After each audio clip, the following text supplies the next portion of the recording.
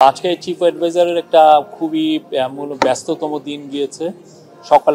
সকালে উনি UN general অ্যাসেম্বলির যে ইনঅগুরাল সেশন ছিল, আজকে জানেন আপনি ৮০তম ইউএন জেনারেল অ্যাসেম্বলির সেশন হচ্ছে এবং এইখানে উনি অ্যাটেন্ড করেছেন। ওনার সাথে ছিলেন law adviser Asif Nazrul, energy adviser Fazal Kabir Khan এবং ফরেন অ্যাডভাইজার তৌহিদ হোসেন। আর এছাড়াও ছিলেন বাংলাদেশের permanent representative to UN Salahuddin Noman Chowdhury, তারপরে আমাদের এসডিজি কোঅর্ডিনেটর এবং সিনিয়র সেক্রেটারি লামিয়া মোর্শেদ এবং ইউএন জেনারেল অ্যাসেম্বলির সাইড লাইনে ওনার অনেকগুলো মিটিং হয়। প্রথম উনি মিটিংয়ে ঢোকার মুহূর্তেই উনি যখন শুরু হওয়ার আগে ওনার সাথে চিলির ফর্মার প্রেসিডেন্ট মিশেল ব্যাশেলে, উনি আপনি জানেন উনি ইউএনের হিউম্যান রাইটস অফিসেরও প্রধান ছিলেন, বাংলাদেশেও সফর করেছিলেন। মিশেল ব্যাশেলের সাথে কথাবার্তা হয়। ওনার সাথে WHO-র chief director general Tedros Adhanom, ওনার সাথে কথাবার্তা হয়। তারপরে ওনার সাথে অস্ট্রেলিয়ান প্রাইম মিনিস্টার অ্যান্থনি অ্যালবেনিজের সাথে বেশ কিছু সময় কথাবার্তা হয়। ওনারা এই পুরো মিটিংগুলোতে আমাদের আর তাদের মধ্যে যে মিউচুয়াল যেই ইস্যুগুলো আছে সেগুলো ছাড়াও ইলেকশনের বিষয়ে আসে, রিফর্ম আসে এবং বিশেষ করে অ্যান্থনি অ্যালবেনিজের সাথে বাংলাদেশি যে কমিউনিটি অস্ট্রেলিয়ায় আছে তাদের বিষয়েও আলাপ হয়। উনি চিফ অ্যাডভাইজারকে জানিয়েছেন যে ওনার যেটা কনস্টিটিউয়েন্সি ওইখানে অনেক বাংলাদেশি অরিজিন অস্ট্রেলিয়ান নাগরিক আছেন এবং তাদের ২১শে ফেব্রুয়ারির অনুষ্ঠানে উনি জয়েন করেছেন এর আগে একবার। এছাড়া উনার সাথে WTOর ডিরেক্টর জেনারেল এনগোজি ইয়োলা সাথে কথাবার্তা একটা ভালো মিটিং হয়েছে। ওয়ার্ল্ড ব্যাংকের প্রেসিডেন্ট অজয় বাঙ্গার সাথে মিটিং হয়েছে এবং কুইন ম্যাক্সিমা অফ নেদারল্যান্ডের কুইন, তার সাথে কথা হয়েছে। এনগোজি ইয়োলার সাথে মূলত কথা হয়েছে WTOর যে রিফর্ম, আমরা গ্লোবাল সাউথের একটা রিপ্রেজেন্টেটিভ হিসাবে আমরা WTO রিফর্ম আমরা চাচ্ছি। WTO আপনি জানেন যে খুবই একটি ইম্পর্টেন্ট একটা গ্লোবাল অর্গানাইজেশন, তার আন্ডারেই আসলে গ্লোবাল ট্রেডের 75% অফ দ্য ট্রেড তারা গভর্ন করে, তাদের রুলস দ্বারা গভর্ন হয় এবং সেখানে WTOর উনি সাপোর্ট চেয়েছেন বাংলাদেশে LDC গ্র্যাজুয়েশনের সময়।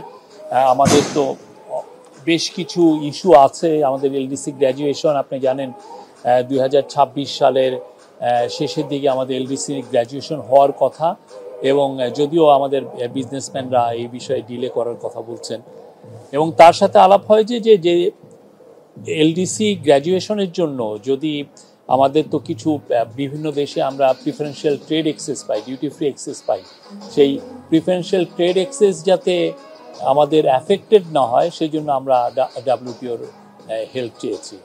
আর অজয় বাঙ্গার সাথে বাংলাদেশের ইলেকশন নিয়ে কথাবার্তা হয়। উনি আবারও জানিয়েছেন ফেব্রুয়ারির প্রথমার্ধে ইলেকশন, এই ইলেকশনের জন্য কি আমরা মেজার নিচ্ছি সেগুলো কথা হয়েছে। এছাড়া আমাদের ইকোনমিক রিফর্মগুলো সামনের মাসগুলোতে কি রিফর্ম হবে, কি কোথায় ফোকাস হচ্ছে সেগুলো নিয়ে আলাপ হয়।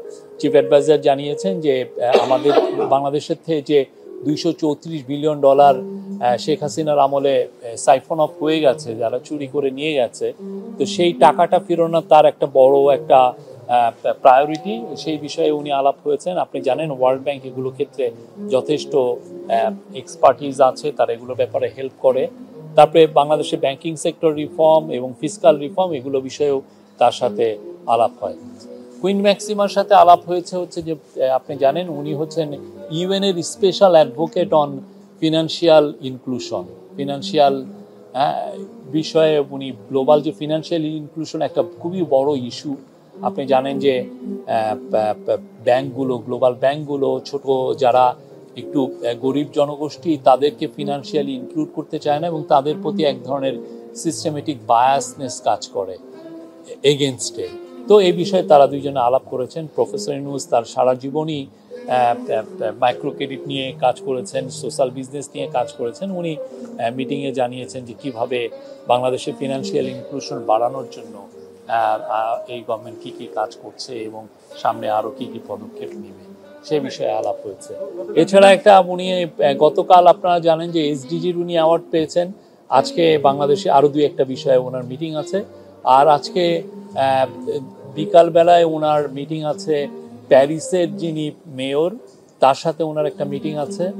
এবং এছাড়াও দুইটা উনি এনপিআর, আপনি জানেন আমেরিকার ন্যাশনাল পাবলিক রেডিও হচ্ছে আমেরিকার সবচেয়ে মোস্ট ইম্পর্টেন্ট একটা নিউজ আউটলেটগুলোর একটা, তার সাথে ওনার একটা সাক্ষাৎকার আছে। এবং জেটিওর মেহেদি হাসান, আপনি জানেন মেহেদি হাসানকে সবাই ফলো করেন আমাদের দেশেও অনেকে, তার সাথেও একটা ইন্টারভিউ করেন। আমাদের তরফ থেকে আমরা এই বিষয়ে আমাদের ফরেন মিনিস্ট্রি, বাংলাদেশের কনসুলেট ইন নিউ ইয়র্ক এই বিষয়ে যথাযথ যাদের কর্তৃপক্ষ আছে তাদেরকে এই বিষয়ে জানানো হয়েছে।